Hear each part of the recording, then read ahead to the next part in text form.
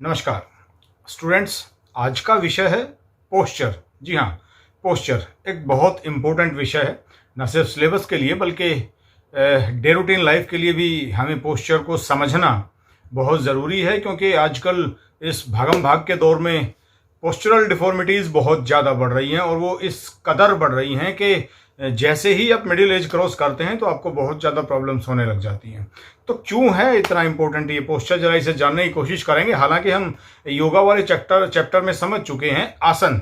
जी हाँ, पोस्चर का हिंदी वर्जन ही आसन है। जैसा कि हमने डेफिनेशंस पढ़ी थी योगा में कि स्थिरम सुखम आसनम। जी हाँ, जो स्थिर है और सुखदायी है वही आसन है, वही पोस्चर है। स्थिरम सुखम आसनम, यही बात मिस्टर एवरी ने कही है। A good posture is one in which the body is so balanced as to produce least fatigue। स्पष्ट है कि अच्छा पोस्चर हमें थकान से बचाता है। दूसरी तरफ ये भी सच है कि मानव शरीर हमेशा संघर्ष करता रहता है ग्रेविटी के अगेंस्ट। जी हाँ, भले ही हम सो रहे हों, चल रहे हों, जाग रहे हों, भाग रहे हों, हम कुछ भी कर रहे हों, हमें ग्रेविटी से लड़ना ही है। इस शरीर को ग्रेविटी से संघर्ष करना ही है। हमारी मसल्स भले ही कितनी भी ताकत रखती हो ग्रेविटी के अगेंस्ट लड़ने की, लेकिन उन्हें कभी न कभी रिएक्ट करना ही पड़ता है। बिल्कुल स्पष्ट है कि जब हम सोते हैं तो रात भर की नींद में हम पता नहीं कितनी बार करवटें लेते हैं। वो करवटें लेना उन मसल्स का थक जाना है ग्रेविटी के अगेंस्ट काम करने से, जो वो करती रही हैं। तो असल में posture is the result of man's adaptation to the force of gravity upon the biped position.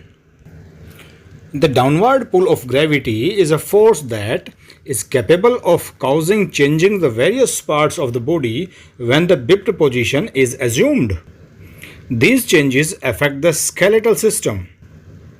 Because they change the alignment of the body levers as various joints, these changes cause may change within the muscular system.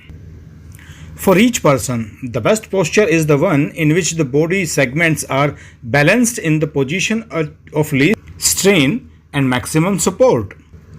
जैसा हमने जाना कि posture क्या है, उसके पीछे का तर्क क्या है, लॉजिक क्या है उसके पीछे का, लेकिन ये सब जानने समझने के बावजूद भी हम अधिकतर सभी कहीं ना कहीं पोस्चरल डिफॉर्मिटीज़ का शिकार रहते हैं। तो आइए जानें कि सही पोस्चर क्या है और ख़राब पोस्चर क्या है। जैसा कि हम लोग डेफिनेशन में जान चुके हैं कि पोस्चर बैलेंसिव होना चाहिए जिससे थकान कम से कम हो, और ख़राब पोस्चर शरीर कहीं से भी झुका है, मुड़ा है, आगे पीछे, देखने में ही भद्दा लगता है, यानी कि वो बैलेंसिव नहीं रह पाता।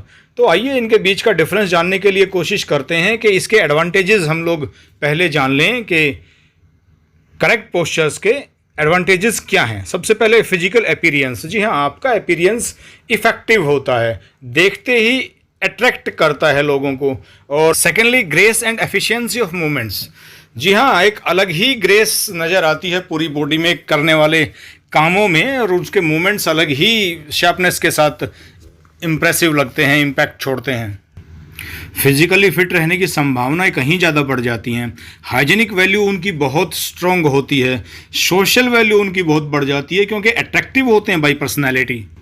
और अगर सब कुछ ठीक रहता है तो अनडाउटली इकोनॉमिक वैल्यूज़ भी वो अपनी इम्प्रूव कर पाने में ज़्यादा सक्षम रहते हैं। Prevents disorders and disease. जी हाँ, वो किन्हीं भी डिसऑर्डर्स या डिजीज़ से निपटने में दूसरे किसी भी ख़राब पोस्चर वाले आदमी के बजाय जल्दी सक्षम होते हैं। चेंज इन मेंटल एटीट्यूड, उनका एटीट्यूड ही बदल जाता है टोटली, क्योंकि इतनी पॉजिटिविटी से भरे होते हैं, उनके आसपास का माहौल उनके फेवर में इतना होता है कि उनका एटीट्यूड ही बिल्कुल डिफरेंट हो जाता है। फटीग से बचते हैं, थकान उन्हें कम होती है दूसरों के मुकाबले, और उनका जो स्पीच, बातचीत करने का जो अंदाज है वो दूसरों से बेहतर रहता है।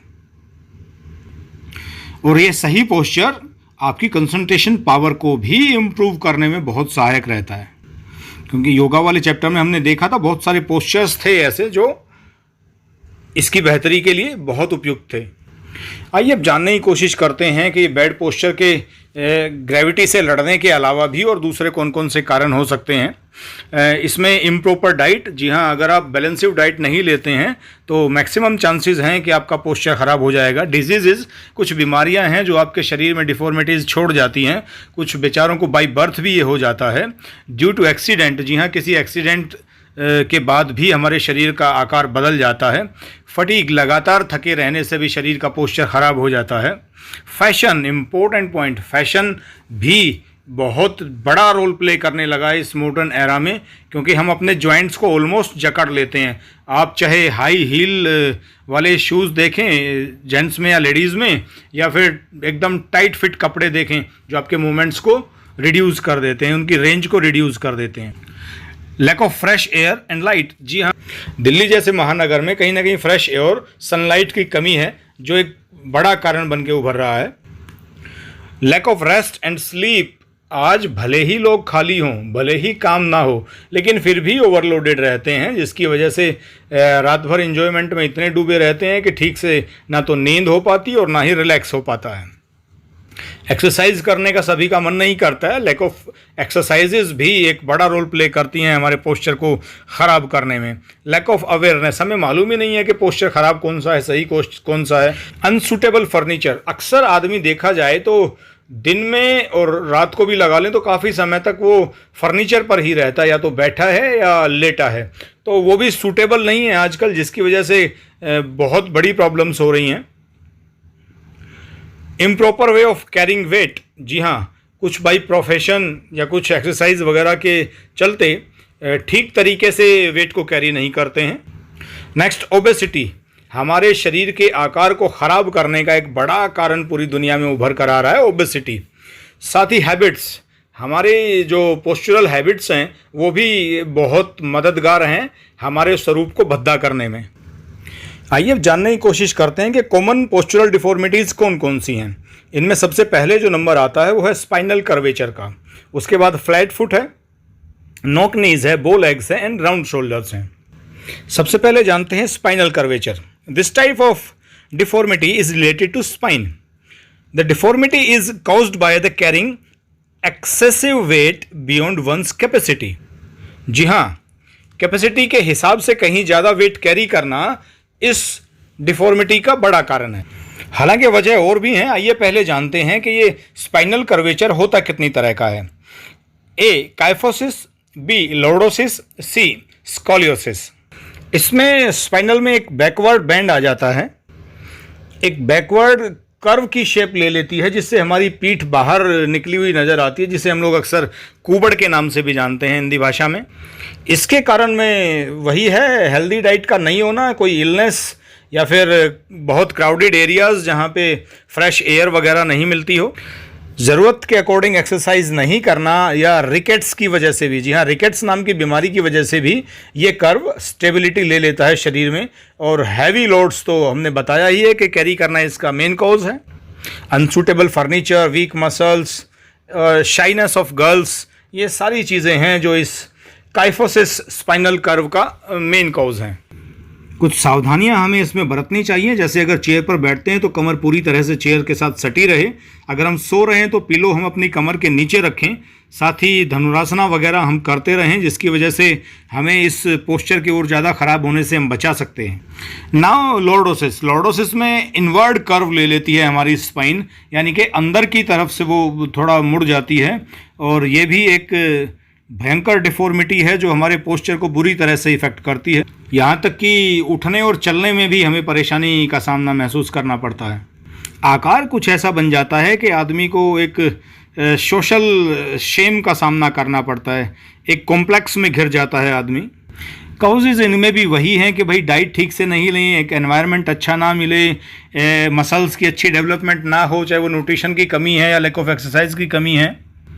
इसमें मोटापा भी एक बड़ा रोल प्ले करता है। ओबेसिटी, कहीं ना कहीं हम ओवर ईटिंग खाने के ज़्यादा शौकीन हो जाते हैं आजकल, बच्चे स्पेशली, तो वो भी इसका एक बड़ा कारण है। बस हमें कुछ प्रिकॉशन भी इसके रहते करने हैं। तो डाइट बैलेंस करें, ऊपर से ओबेसिटी को एनी हाउ हम कम करें, एक्सरसाइज का करना ज़रूरी है। नाउ स्कोलियोसिस, स्कॉलियोसिस में हमारी जो स्पाइनल है वो साइड ऑन कर्वी हो जाती है, या तो राइट साइड या लेफ़्ट साइड या दोनों साइड का घुमाव उसमें आ जाता है। कई दफ़ा वो एक सी की शेप में कर्व ले लेती है, कई दफ़े वो एक एस लेटर की शेप में कर्व ले लेती है। इसका मेन कारण आपके हड्डियों की कमजोरी हो सकता है, जॉइंट्स और बोन्स को सपोर्ट करने वाली मसल्स की कमजोरी हो सकते हैं। अनकंफर्टेबल फर्नीचर भी इसका बड़ा कारण है।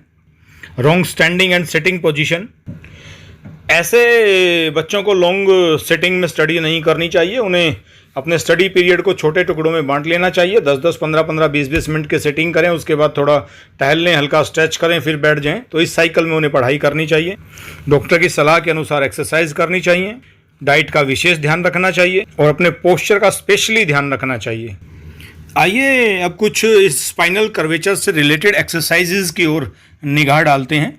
डॉक्टर की सलाह के बाद हमें जिन्हें भी ये प्रॉब्लम है उन्हें इस तरह की एक्सरसाइजेज करनी चाहिए ताकि अपनी इस डिफॉर्मिटी से ओवरकम करने में उन्हें मदद मिले।